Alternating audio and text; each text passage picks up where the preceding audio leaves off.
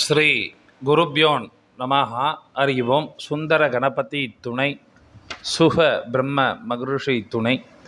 ஆன்மீக செல்வர்களே, கிரிக்கெட் நேயர்களே, IPL 2024 இந்தியாவில் சிறப்பான முறையில் நடைபெற்று வருகின்றது. இதுவரை 37 போட்டிகள் நிறைவு பெற்றுள்ளன. 38வது போட்டியாக இன்றைய தினம் மும்பை இந்தியன்ஸ் மற்றும் ராஜஸ்தான் ராயல்ஸ் அணிகள் இடையே நடைபெற இருக்கின்றது. இந்த போட்டியில் வெல்லக்கூடியவர்கள் யார் மற்றும் அதிக ரன்களை விளாசக்கூடியவர்கள் யார் என்பதை நாம் ஜோதிட ரீதியாக தெரிந்து கொள்வோம். அதற்கு முன்பாக உங்களிடம் மன்னிப்பு கேட்டுக்கொள்கின்றேன். நேற்றைய தினம் என்னால் வீடியோ போட முடியவில்லை. சில பர்சனல் ஒர்க் காரணமாக நேற்றைய தினம் நிறைய நேயர்கள் வாட்ஸ்அப்பிலும் கால் செய்திருந்தீர்கள் வீடியோ போட சொல்லி. நான் எந்த விதமான கணிப்பையும் நேற்றைய தினம் மேற்கொள்ளவில்லை. எனவே எந்த விதமான ஒரு கணிப்பையும் நான் யாருக்கும் கூறவும் இல்லை.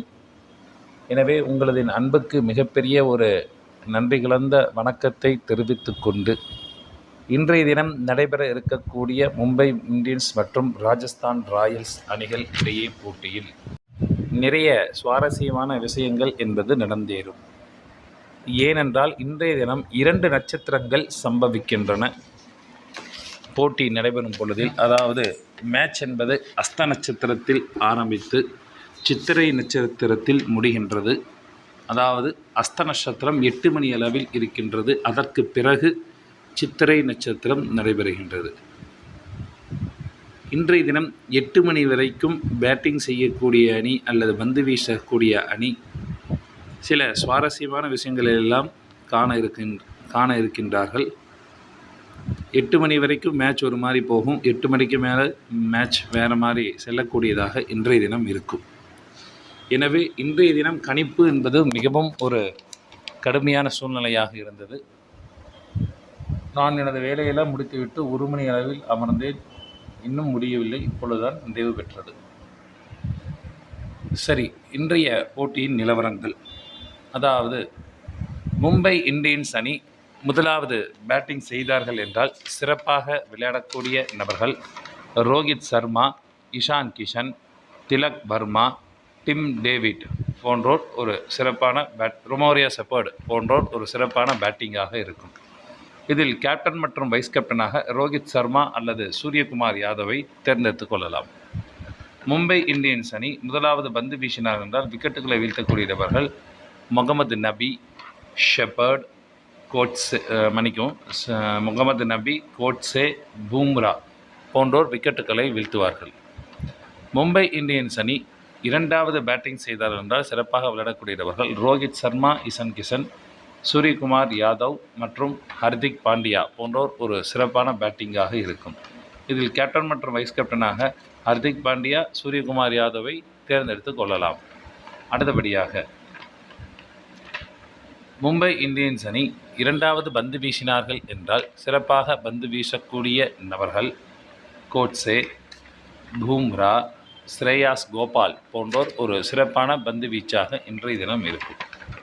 அடுத்தபடியாக ராஜஸ்தான் ராயல்ஸ் அணி முதலாவது பேட்டிங் செய்தார்கள் என்றால் சிறப்பாக விளையாடக்கூடிய நபர்கள் ஜாஸ் பட்லர், சஞ்சு சாம்சன், ரியான் பராக், ரவிச்சந்திரன் அஸ்வின் போன்றோர் சிறப்பான ஆட்டமாக இருக்கும்.